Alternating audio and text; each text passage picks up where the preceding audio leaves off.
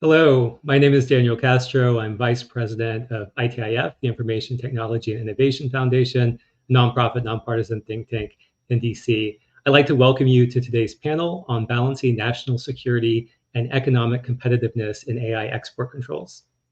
On Monday, the Biden administration unveiled a new AI export policy that will control how American companies can export AI technologies abroad.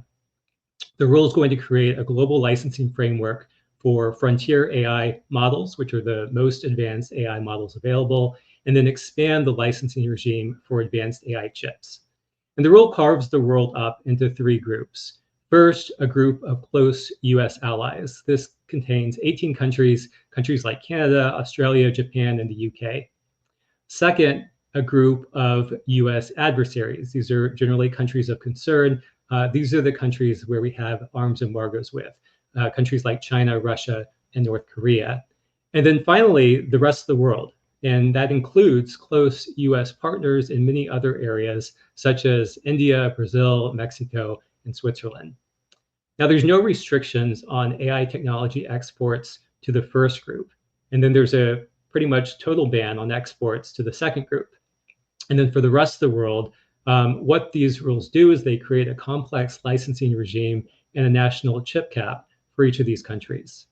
Now, the rules themselves are quite long and detailed, over 150 pages. So there's many more requirements and details in these regulations, including some exemptions, some security obligations, and we're going to get into many of these features during the panel. But broadly, there's been both proponents of this new policy and critics, of which I count myself in the latter camp. Supporters see this policy as something that's necessary to protect US national security interests and stay ahead of China. And opponents question the value and the merits of this initiative. Now, to break this apart, we have a stellar panel here today to discuss the issue. We have Jeff Glick, who's Executive Vice President at Oracle, Jim Lewis, Senior Vice President and Director of the Strategic Technologies Program at CSIS, the Center for Strategic and International Studies, and Aaron Wolf, Director of Global Policy for Economic Security at the Semiconductor Industry Association, or SIA. We are going to be taking audience questions. If you're watching this on the ITIF website, you should see a link to Slido. If you are watching on another platform, in the video description, you can find the link. You can go there and submit your questions or vote on questions submitted by others. But let's just jump right into it. First, thanks to my excellent panel for being here today. But let's talk about the big picture first. Maybe I'll start with you, Aaron. How does this framework align or conflict with the US government's stated goal of fostering global AI collaboration innovation? Sure. I think it's a good question. I'd point to being able to answer that question more definitively with sort of in the development of the rule, ensuring that there was industry perspective and industry feedback provided during that time. I think some of these broader goals that the government may be looking to achieve can be informed by industry input and industry feedback. With this rule, there was not that opportunity to do so until we saw the rule when it was released earlier this week. So I would say industry is here ready to help the U.S. government achieve that goal and can do so by being provided an opportunity for legitimate points of feedback from our leaders and the members that we represent. Yeah, Jim, basically the same question to you. I mean, you've been looking at these national security issues for a long time, and where they come into conflict with innovation. AI is obviously a huge focus right now. How do you think the U.S. approach here? Is it well designed? Are there challenges? What's your overall take? We can start by asking the question, will it actually work? And I think the answer is no. I mean, when you talk to Chinese experts, they say, yes, it's an obstacle at most for 2 to 3 years. And some American observers say China is even closer to parity when it comes to AI. So I don't think it'll work, right? You need to ask, does it do more harm than good? And that depends on how you define your goal. But a national chip cap sounds very bureaucratic and probably is unworkable. One of the things we have to ask is, what is the goal for the US? And the goal should be to lead the market, to dominate the market. And if the rule doesn't help do that, look, nobody objects to the tier of countries that are on the bad guys list, the no arms export. I don't think anyone wants to sell to them. It's that third tier of everyone else in the world, which is a little strange, that I think is going to create problems. And so the effect of this, unfortunately for me, is it's probably going to accelerate Chinese chip production. It's going to be counterproductive to the goal we say we actually want. Whether that goal is achievable, I mean, I'm not sure that this is going to stop the Chinese from making progress in AI, but if anything, it's going to accelerate them. So I'm, as you said, I'm sympathetic to the goal. I understand the structure. Everyone is against shipping to the bad guys, but for the rest of the world, I'm not sure it works. Yeah, Ken, you wrote a great blog last week where you talked about, if you look at this Biden administration, I mean, they were supporters of the CHIP Act, Chips and Science Act, specifically to get more money going to, U.S. chip manufacturing, U.S. chip innovation production, and seemingly this rule takes almost more money away from it than they put in. Can you kind of explain that argument and what's going on here? Yeah, so let me maybe take half a step back, because obviously I agree with everything Aaron and Jim just said. I think, to Aaron's point, which is really critically important, is that 2 weeks ago we couldn't have had this call because there was no proposal. So, here we are 5 days before an inauguration, looking at a near 200-page rule of lots and lots and lots of complexity with no industry input whatsoever. So that is really problem number one. This just was not thought through. And what I can bring to this discussion over the next 55 minutes is a little bit of sort of practitioner's view. Second, I of course agree with Jim, and we wrote another blog a couple of weeks ago that, is this going to work, right? What's the best way to achieve the goal of restraining the Chinese? And that is, do you want to establish more global leadership or less global leadership? And we can talk a lot about that. With regard to the specifics, this is where the rubber really meets the road. And Daniel, I'm going to disagree with some of the things you said in the introduction, because I think it was almost too high level to be entirely accurate. Jim's right. The tier 3 countries, there's no dispute over, and I would actually add a few. So whatever the tier 3 countries are, that's not an issue. The problem is that there are far too many tier 2 countries, and there are far too few tier 1 countries. And by the way, somehow Switzerland and Poland, fell off the list in the last 10 days from tier 1 to tier 2, and I'm not exactly sure what they did. But here's the problem. The problem is that for the first time, this highly regulates global cloud deployment, because GPUs are a standard feature of cloud data centers all over the world to do lots and lots of things, including AI agents in SaaS, public health authorities, regulatory issues in banks, fraud detection. These GPUs are all what I call on rails, which means they're architected to the system. They have zero chance of diversion, aggregation, or use in frontier model training, yet they're all captured. So the first problem, and I'll be very, very quick here, is as I look at this, here's my situation now, and I'm about to brief our cloud executives. We have to do a calculation of something called total TPP, which is an entirely new acronym that has gotten no sort of analysis. One, we then have to say that of our total TPP, no more than 50% of that can be outside the United States.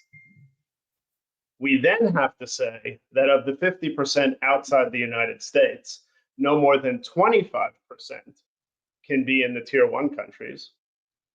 We then have to say that of the other 25%, no more than 7% can be in any individual tier 2 country, which means that if you max out the 7%, you're basically at 3.5 countries, and everybody else is kind of left off. What that's going to mean for the hyperscalers is we are going to most probably have to divest from lots of places around the world. But last sentence, because it doesn't stop there, all of a sudden, we are going to be required to use FedRAMP High, which is a US government standard, and I've gone through the process of achieving FedRAMP High, for our data centers around the world, except that only some of those data centers are actually owned. There are sovereign clouds. There are clouds at customer, like in banks and hospitals. There are colo clouds, right? Where a data center provider has stood up a data center where we are sitting in that data center with a SaaS product, like supply chain accounting and human resources. Simply not a national security concern, except that all those data centers somehow have to be FedRAMP High. And last half a sentence is that the one thing that everybody agrees on in the US government is that FedRAMP itself is broken and needs to be reformed. Thanks, Ken. And I want to turn back to a few of those points, but first I want to go to, Jim, you had, kind of raised the question, will it work? And the flat answer of no.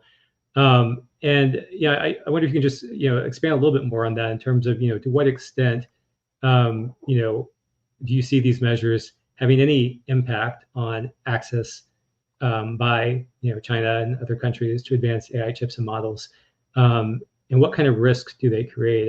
And thinking through not just kind of the immediate, but, midterm and longer term risk that it creates, both at the national security level and then obviously for US competitiveness. Jim, you're muted. Someone always does that. It had to be me. The first one is, what will the effect be on China? And I'm not sure it's exactly what we want. If the goal is to not let China buy chips from the US or to stop diversion of US designed chips to China, that is probably a good goal. But what is the larger effect of that? Will it slow China's development of AI?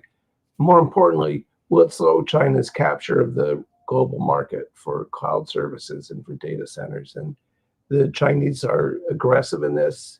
And I think that's the biggest area of harm, is we are, by imposing these rules, ceding a good portion of the global market to China, because companies or governments in other countries are going to say, we don't necessarily share America's security goals, which is the cheapest, which offers equivalent service. And Huawei, our pet Chinese company, Huawei and a few others are competitive, certainly when you factor in price. So I'm not sure what the goal is here. Is the goal to stop China from getting AI? That isn't going to work. Is the goal here to keep US chips from being diverted to China? That might work, but it gets back to the first goal, is that probably just incentivizes the Chinese to move faster. And then third, if we want a strong US industry, how does that work with this rule? And I think the answer is it shifts market share to China. So you can tell I'm a fan. And let me just ask you a little bit more on that. I mean, obviously some of the Biden administration folks that have supported this rule, their goal is very similar. They have a very valid goal, right? They want to constrain the Chinese. Why do you think they believe this will work, I guess, is the question I'm trying to get to. Well, there's I think two reasons for that. First, there are precedents, not good precedents, but there are precedents for this kind of approach. And if you've done foreign military sales, the US will often say, this is for a particular munition, a fighter plane or a tanker missile. They'll tell the customer, you don't need 30, you only need 20. And so we are accustomed in that sphere to setting limits based on our assessment of the foreign military. I'm not sure that model carries over to the commercial world in a growing sphere for a product where there's lots of alternatives, right? Second, you have a situation where other countries aren't going to wait around for us to make up our mind. And I know that the process is supposed to be streamlined, but we've heard some of the issues here from Ken and from Aaron. Why would you only give some European Union members a pass and not all European Union members a pass, particularly if your goal is diversion? Why would you try and impose FedRAMP high rules, which we have trouble meeting even here in the US? So what, when you look at the complications, and for me, my rule of thumb was always, if for a big rule, if you could keep it under 30 pages, you had a chance of actually doing something useful. And how long is this one? That just shows a 180. Lack of coherence would be my 180. It was 215, so it got more efficient. That's great. And if they can just cut another 120 pages, we'll be in good shape. But you know, all the signs are having the U.S. government try to set. I'm working on a piece. I've started working on it a couple months ago, and it's called Gosplan on the Potomac. Gosplan was the old Soviet planning agency that allocated things like chips. Soviet Union, not the economic model I would prefer to follow, but this is the same thing where you have the US government determining some other country's need. And we know from earlier examples, all they'll do is go to a foreign supplier. The argument here is China's not as good. It's true, they're not as good. But as the CEO of an American chip company put it to me, they're not as good, but they're good enough. So what are we going to get out of this? Yeah. Aaron, I want to ask you about, you know, to expand on this competitiveness issue, especially for U.S. chip companies. I mean, how do you, I mean, we know we're in a, we're facing tremendous competition from China. How will this rule affect those market dynamics? Because to me, you know, I think back to, you know, cloud after Snowden, where, you know, suddenly nobody wanted to use U.S. cloud, or there was at least a lot of suspicion of U.S. cloud. And these types of rules, to me, raise that similar specter where, regardless of the merits, and in this case, I think there are some merits there, but regardless of the merits, people will say, do I really want to get in bed with a U.S. company because of the potential, you know, risk of government, U.S. government interference? Yeah, you know, thanks for the question. I think that question is partly answered in the charter of SA's association, which is, you know, sort of we as a group look to advance both in the United States and around the world policies that help industry grow and innovate, and to achieve that goal. You know, we rely on the vast expertise of our membership. We represent 99% of U.S. headquartered companies by revenue, and much of the global chip ecosystem. I think it gets back to a previous point about, you know, how does this help achieve U.S. national security goals? I think part of that is using an association like SIA to not only reflect sort of our U.S. headquartered companies, but companies operating in the United States, you know, as well. I think being given an opportunity to help and forward feedback, perspectives, recommendations to the government from our members is how we help achieve that goal vis-a-vis China and vis-a-vis this sort of idea of U.S. tech leadership, U.S. leadership in the semiconductor industry. Yeah. Ken, you know, whenever we see these types of rules, I mean, there's often winners and losers, not just globally, but even domestically. I mean, do you see any winners in this for, you know, within the U.S. tech sector? Are there certain types of companies that might come out ahead that are going to be benefiting from this type of rule? And if not, maybe you can just talk generally about how it's going to affect companies like Oracle as well. Yeah, look, I mean, I think, you know, the four of us could write an effective rule in 30 pages in an hour. There needs to be export controls in this space. Export controls that were put in place in the Trump administration, continued in the Biden administration on the nodes of the supply chain have been very effective in slowing down the Chinese. To Jim's point, whether they're a year behind or 5 years behind, in a piece we put out, we sort of tried to coin a term, Mario's Law, which the problem here with GPUs is you can accommodate for for less power by just adding more capacity, more chips, right? So we have to assume that the Chinese are right on our heels, and we have to react accordingly.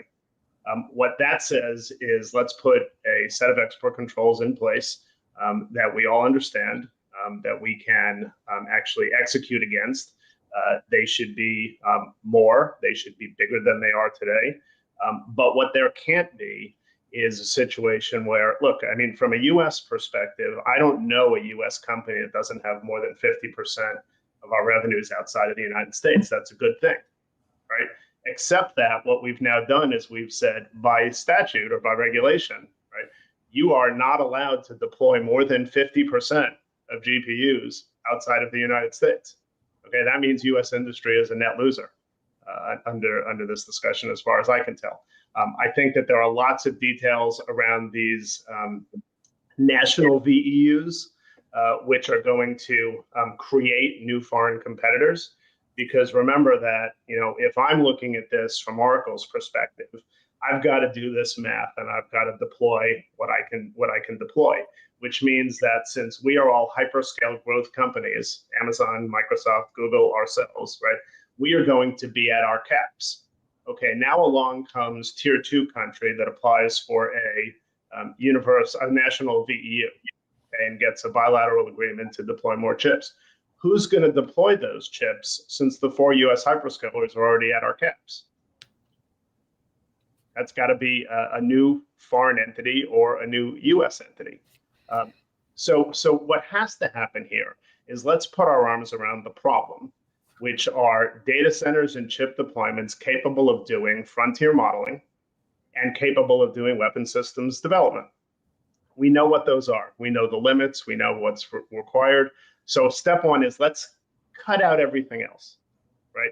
So GPUs with AI agents in HR systems or finance systems, who cares? Why are we even talking about that? Tier 2 has to be much, much smaller. Remember, tier 2, you know, Yemen and Israel are joined together in tier 2. I can find almost nothing in common between Yemen and Israel from a US security perspective. Okay, but Yemen and Israel are both in tier 2. And tier 1 seems to be so arbitrarily small. And I've heard, you know, sort of over the last 24 hours from the embassies in Switzerland and Poland, what did they do in the last 48 hours to fall off the tier 1 list? And then these arbitrary caps, right? The 50%, 25%, 7%, they're just unworkable. Yeah. I want to kind of dig a little bit more into this question about, you know, how these controls on both the models and the chips is setting a new precedent, particularly in the tech space. This also, you know, seems very familiar, you know, if for those that are, you remember the crypto wars in the 90s, you know, the export controls around encryption. And I'm curious, maybe Jim, I can start with you. You know, how you think this will influence international norms around tech? I mean, the U.S. government's spent a lot of time talking about the need to be open and, you know, bottom up, decentralized in many areas of the internet and tech system. But in AI, they seem to be kind of going the opposite. And, you know, for all our critiques of China, this is more the Chinese model, you know, authoritarian top down, saying, you know, we're going to control who has access to it. Now, that's obviously a little bit of a, you know, caricature of the policy. But, you know, that's certainly how, you know, when I've talked to already some folks in different countries, you know, they're shocked about this policy and what this means for how the U.S. sees them as one of these tier 2 countries. So I'm curious if you can maybe comment on how this impacts the broader, you know, area of digital diplomacy and foreign relations. And I think it's not unprecedented, unfortunately. What might be unprecedented is that we've forgotten that it didn't work in previous efforts, the crypto wars being one of them, which is that if you design rules that knock American companies out of the market, foreign companies will come up with substitute products and they will eat market share. And so you will hurt US industry. We did the same thing with remote sensing satellites. That's a little obscure, but risk averse, don't want other people to have the ability to image from space. So we won't let our companies export. And what happened, of course, is that the Chinese, the French, others all developed their own industries. So I see this more as incentivizing foreign competition to create substitutes, unnaturally damaging America's technological lead. This stuff, we always say that we're all for peace and harmony and sharing global technology. But when it actually comes to implementing it, we're much more risk averse. And that's where some of these questions that you've asked Aaron and Ken, how does this affect our competitiveness? Who's going to win in this race if we impose this new, rather startling burden? And so I don't see this as unprecedented, but what is unprecedented is how long will it take for us to realize we've made a mistake and change it? And what's the path to getting there? So Jim, real quickly, you alluded to Huawei, and remember that Huawei came with direct Chinese subsidization. What's worse here is we are creating 140-ish countries that will have no access to U.S. technology because of these 7% caps that I've alluded to, which means that the economics are the same. That's just a different kind of market subsidization because those countries are not going to sit out the AI revolution. They're just going to buy chips from foreign suppliers and capacity from foreign suppliers. And that's not debatable. I mean, if you think that a couple people sitting in the NSC or at RAND can set the global chip market, people will just work around them. We just know that. So it's a nice, cute touch, but it doesn't actually work. And we know that from experience. So I want to bring up what the administration's been saying on that last point, Ken. Their argument is that based on their analysis, there's this de minimis threshold. So if you're in this tier 2 country, if they say they can have ship orders up to collectively the equivalent of 1,700 advanced GPUs, and so they will have access to the U.S. market, and this rule will have no impact on them. What's your response to that claim that they're making? Did you say 1,700? 1,700, yeah. Yeah. See, that's the problem, right? The problem is that with no industry input, the caps, the allowable, what I'll call it like a de minimis rule, is so small that it accommodates virtually nothing. Okay. And the gap between those caps and what we might consider to be problematic under any analysis is so big. It's that vast space that is going to be occupied by the foreign competitors. So the caps, but by the way, those caps, right, still function against our limits as a supplier, right? They don't operate outside. I mean, this rule is very complicated, which is why industry process comment period would have been critically important here. I mean, we're all on a chat right now, just off to the side, with lots of lawyers and a bunch of our companies together, usually competitors, trying to actually figure out how these NVEUs operate.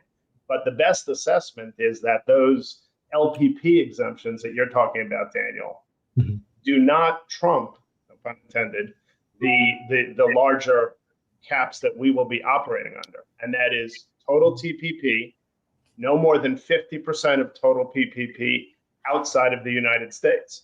Because pick the country, UAE, gets 1,700 GPUs, that doesn't relieve the hyperscalers of our overall caps. So those will have to be supplied by somebody else. The other problem here is that think about if I'm, IBM, or if I am a systems integrator, right, or I'm a SaaS vendor that's not globally at scale, right? Because the whole thing starts from a TPP analysis, right? So the ability for a lot of these other US vendors to supply is going to be constrained by this kind of arbitrary market allocation scheme that I'm really not sure anybody's thought through. Yeah. And Ken, I also want to ask you to expand a little bit on this question of where as you said, the rubber meets the road, the implementation here, especially for a country, for example, like India, that's in this tier 2 category, that we have both obviously many Indian companies that are close partners with U.S. tech companies and U.S. companies just in general, but also a number of U.S. companies that have this presence in India, that are have workers in India. How will this rule impact that these global dynamics? Or as you said, I think as well, in the EU, where some countries are on the list, some aren't. How will this impact just global operations of a multinational? Sure. Let's just, in India, Saudi Arabia, Brazil, there are big economic, sort of centers of gravity that are severely limited under this rule. India is not going to sit out the AI revolution, right? Which means they're just going to, do something else that doesn't emanate, from the United States. This idea of sort of small yard, high fence is just so antithetical to the way U.S. has secured itself and competed for the last, few hundred years. Look, what's the good news here? The good news here is right now the Chinese are behind us. They can catch up because let's assume they have unlimited resources, but they're behind us. And the global industry, right, when we lay this out, the frontier models here in the United States, the 4 hyperscalers here in the United States, the chip manufacturers, designers here in the United States, right? Why in the world would we not lean into that leadership? And, piece we put out sort of, are we going to flood the zone or circle the wagons? Why wouldn't we lean into that leadership and make sure that the U.S. dominates the global market, but for the D 20, 25, 30, 35, 40 countries, we can agree on tier 3. Let's put export controls in place. Let's shift from, by the way, something nobody's mentioned, but this FedRAMP High, it requires third-party audits. And Daniel, you mentioned post, Snowden. Remember, Snowden was 2013, where the cloud really wasn't quite a thing yet. It was starting to be a thing, but it wasn't quite a thing yet, right? But there's things like the Cloud Act, right, that also, have had the same impact. So here we are. Let's say I'm delivering GPUs to a public health authority in, use your example, India. Okay, all kinds of privacy issues. In order to do that, we've got to go with third-party audits, right? Auditing those data centers. How about, I have an idea. If the 4 hyperscalers are going to be trusted entities, let's move from auditing to attestation. If you want to ask me, has there been diversion of our chips? I'll tell you, we know. We're running these clouds. We own the equipment, right? You can't steal them and move them. You can't aggregate them without us knowing. If something like that happens, we know how to call 1-800-Commerce Department.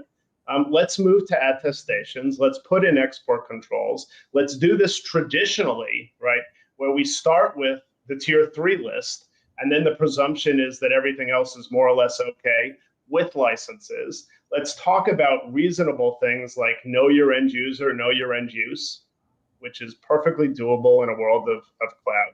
And then let's, flood the zone and ensure, U.S. leadership. Small yard is not a way to do this. And that comes, by the way, from National Academies of Science studies on how export controls needed to be modernized.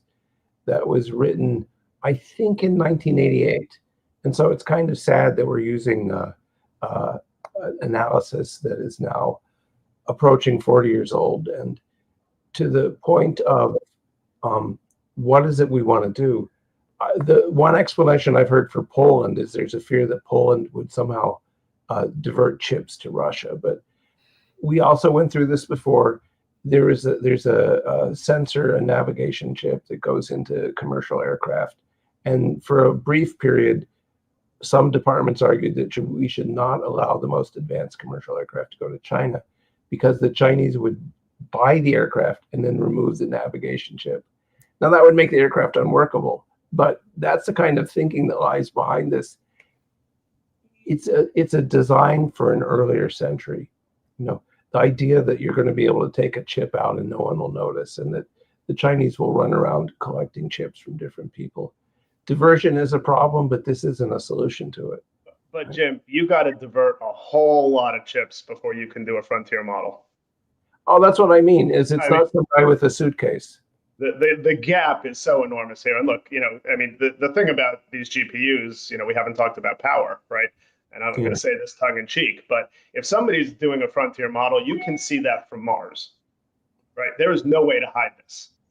right? I mean, these are big, big, big data centers. Your point too, that the companies that do this will know if somebody rips out a few thousand chips or a few hundred chips.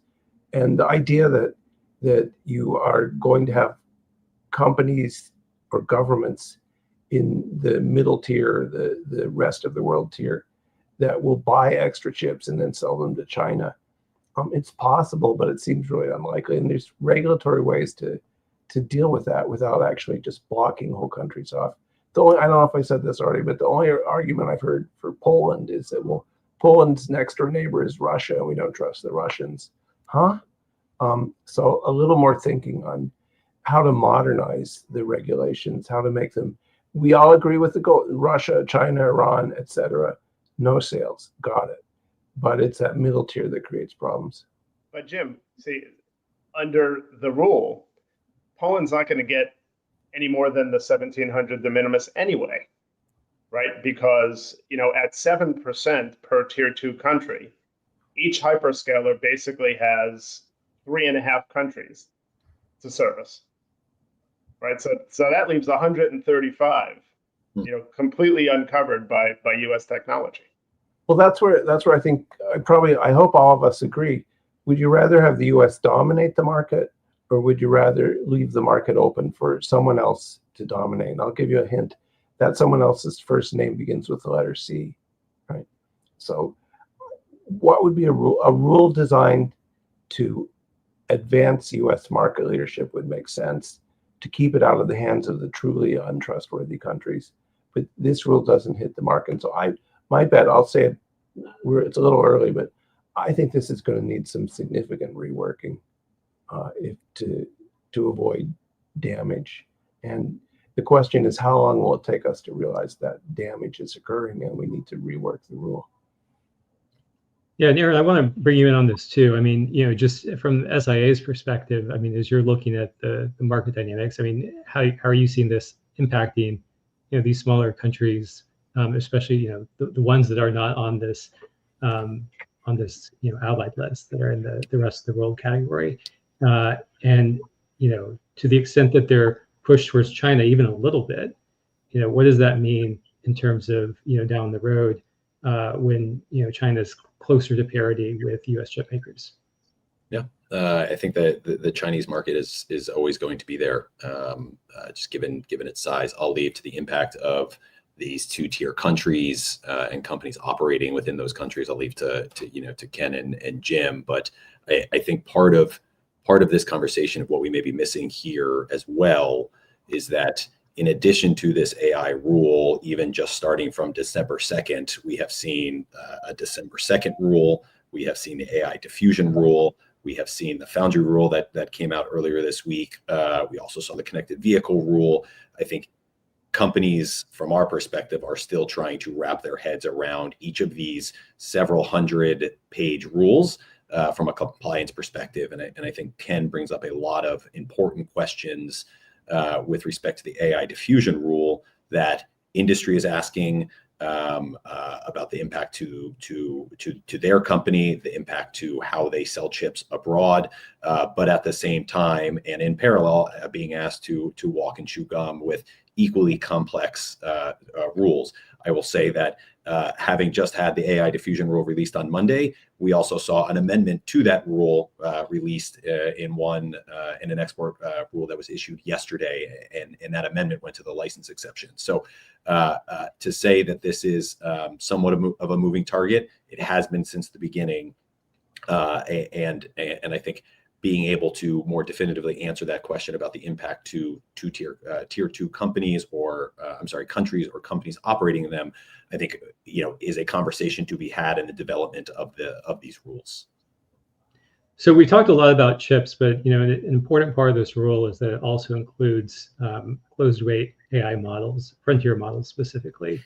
And this is an area that obviously it's significantly expanding the previous, focus on chip restrictions to talk about AI models where, you know, the U.S. has been in the lead. Jim, maybe I'll start with you on this one. You know, how feasible is it to enforce these types of controls around, limiting AI model weights, and what are some of the technical challenges? in doing that, especially in terms of assessing which ones fall into this category. And to your earlier point about effectiveness, I mean, one of the questions that a lot of the folks I talk to around AI models that keeps coming up is, what about the less computationally intensive models that might still have, as if not more significant potential harm, because they're smaller computationally intensive models, but they're focused on a specific bad action that you want to stop. So you don't need a general purpose model if it's just trained on military data, for example, or just trained on creating a bioweapon. There's a dispute over how much of a lead the U.S. has in AI. I think everyone agrees we have a lead, but Stanford, I think, put out a report saying your lead was multiple years. Some of the big AI companies, general AI, purpose AI, will say our lead can be measured in months. I mean, AI, it's software for the most part, right? You need the hardware behind it, but as we've talked about, you can compensate. I don't know, is this Wario's rule or something? But we need to. The issue is, will this actually prevent the Chinese from improving their military? Can we keep them from designing AI? We're not going to keep them in the Stone Age, right? So my impression is that it's worthwhile to accelerate what the US is doing. It's worthwhile to seek to dominate the market, but it's less useful to try and stop the Chinese, because 10 years ago, the Chinese were still dependent on the US for technology, and that's increasingly less true. So they'll come up with workarounds. They'll come up with substitutes. So what will we ultimately get from this? Yeah, and Ken, a similar question to you. I mean, Oracle's done some work around, I know, open weight models. What are the implications of exempting open weight models from these controls?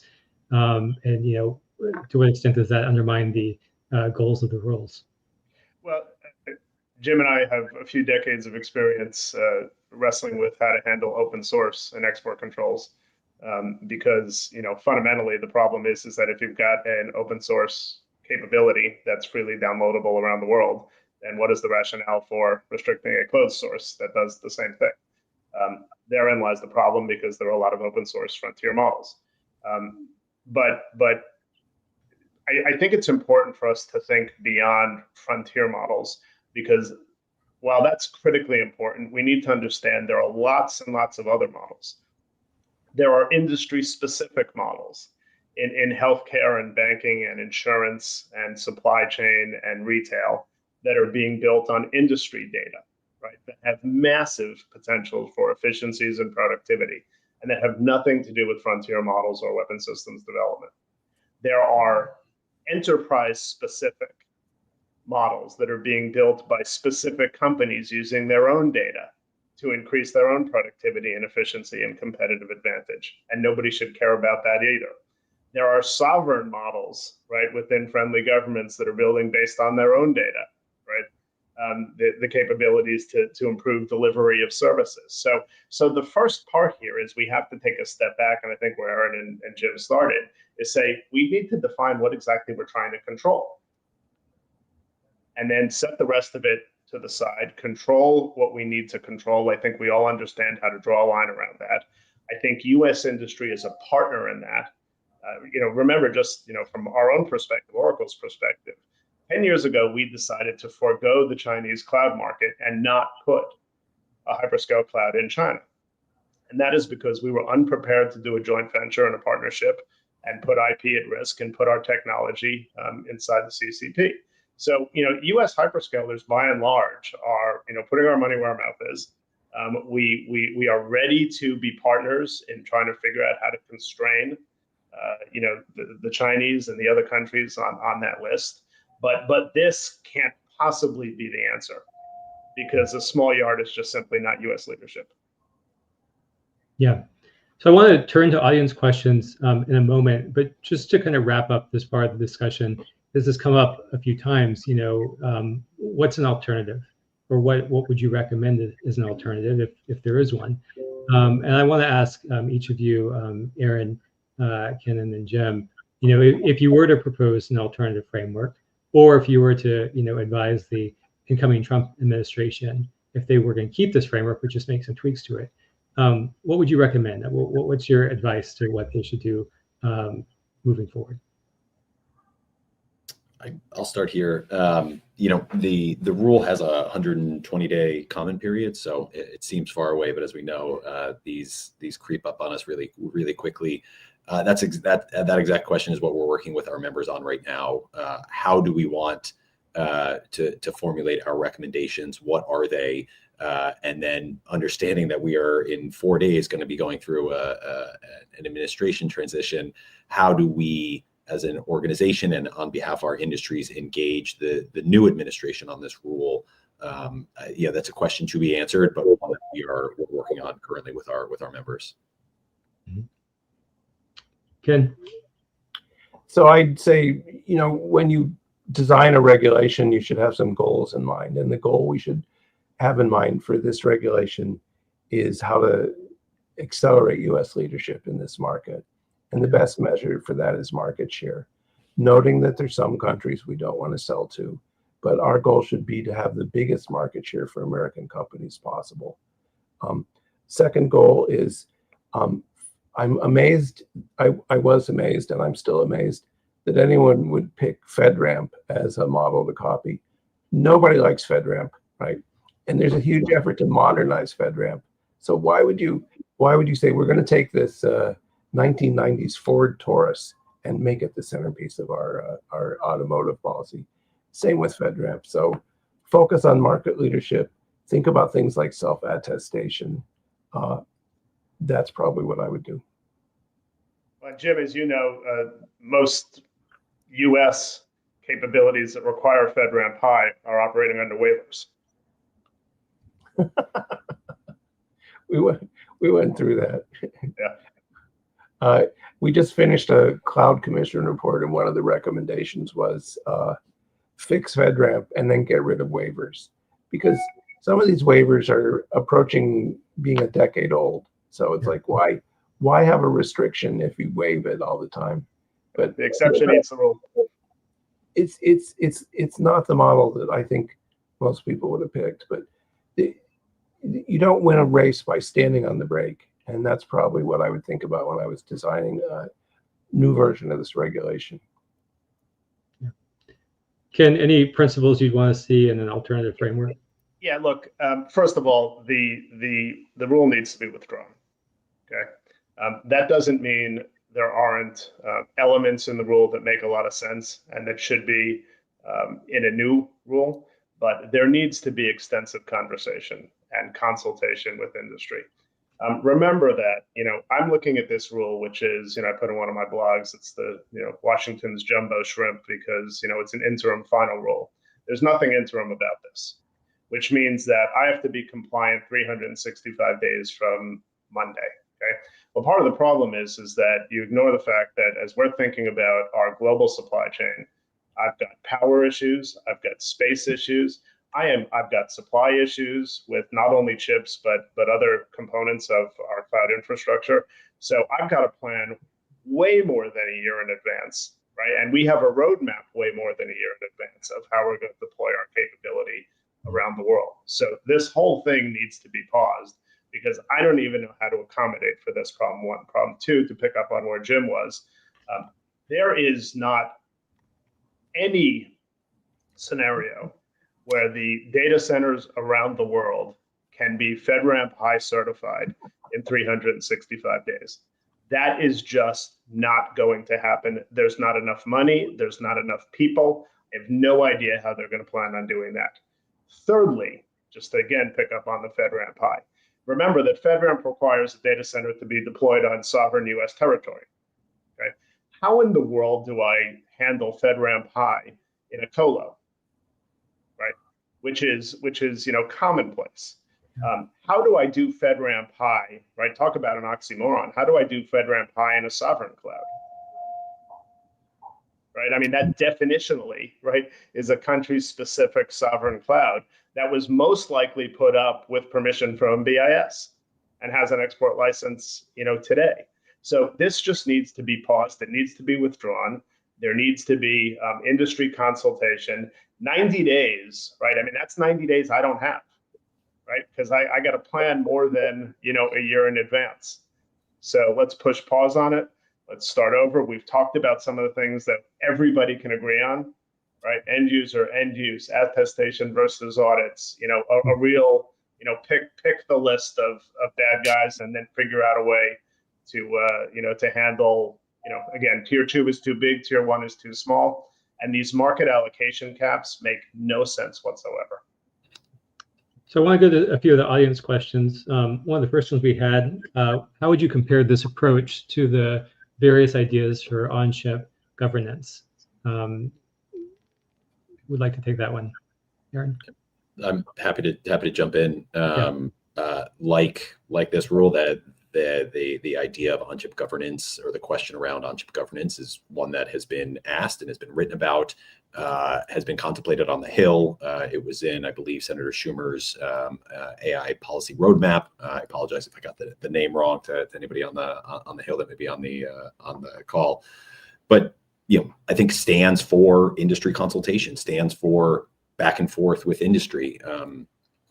So to say a definitive stance on it, that is developed with our members. But again, these are very broad, high-level conversations that are happening, and industry needs to be involved in those decisions, or at least given an opportunity to provide feedback to help inform those decisions. These high-level concepts have real, lasting impacts. I think Ken and Jim have hit on a number of those from especially Ken from a company perspective, but would welcome anybody wanting to engage on that.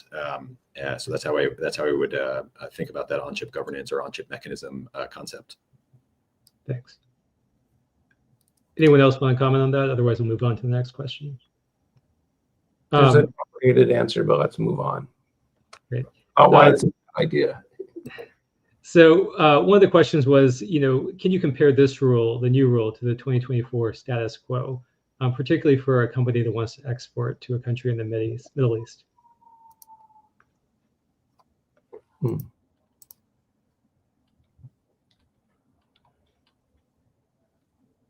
Well, go ahead. No, I just, the change, I think, is the treatment of the UAE, and that they, for whatever reason, got a more favored treatment. Some people have tried to explain this to me as extending out the UAE approach that we had for their chip company, which was partnered with an American company. But I think overall it makes it worse for the Middle East, right? It's just the point. Israel and Yemen, this is the only universe I know of where Israel and Yemen are glued together. So just in general, the rule is unhelpful, and I'm not sure, other than a couple select Persian Gulf countries, that your situation is better.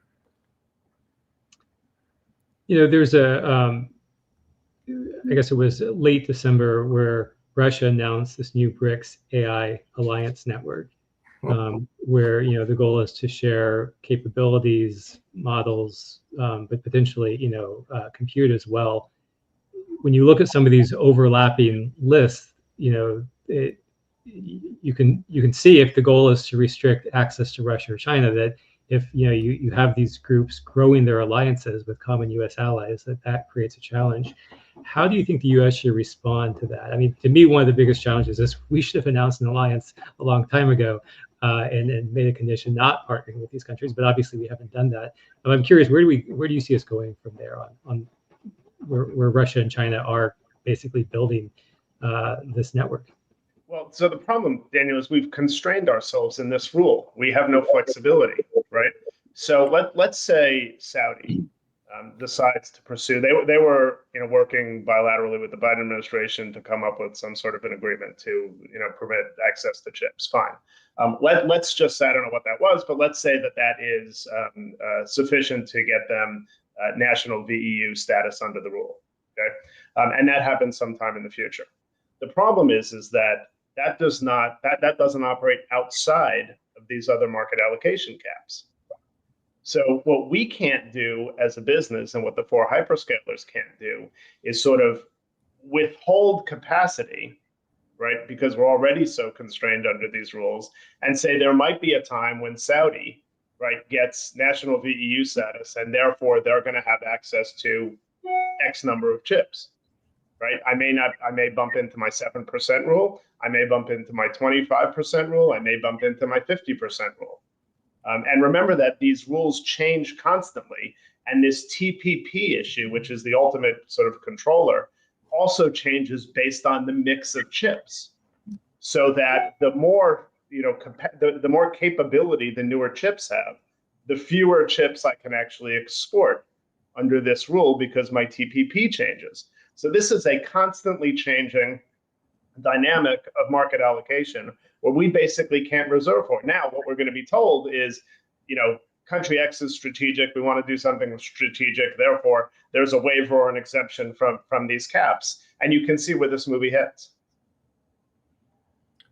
And that's part of the problem, is that the countries that are strategic are not the countries that were strategic in the 20th century. So when you think about who are the emerging powers that we want to be friends with, it's Brazil, it's India, it's KSA, it's probably Turkey. Are they exactly countries we want to embrace wholeheartedly? In some cases, no. In other cases, yes. But the Russians and the Chinese, and particularly the Chinese, have figured out these are the places you want to focus attention. And I don't think the Brazilians are going to be persuaded by any of our arguments. They'll go to a Chinese supplier. The last question for the audience that I want us to tackle is, if the goal is to maximize market leadership, does that argue for removing the countrywide restriction on China and relying on targeted end user controls? And I guess I'd maybe also put out another hypothetical. Let's say China releases a frontier model that, is beyond the capabilities of a US model, which, is perfectly feasible on the horizon. Would that also argue for getting rid of these caps because we're not, we're no longer in the business of holding China back? So in general, I think it's better to think about how you accelerate U.S. leadership rather than break China's leadership. This has come up in some of the G7 summits, that what's the best way to deal with China, because the Chinese aren't going away.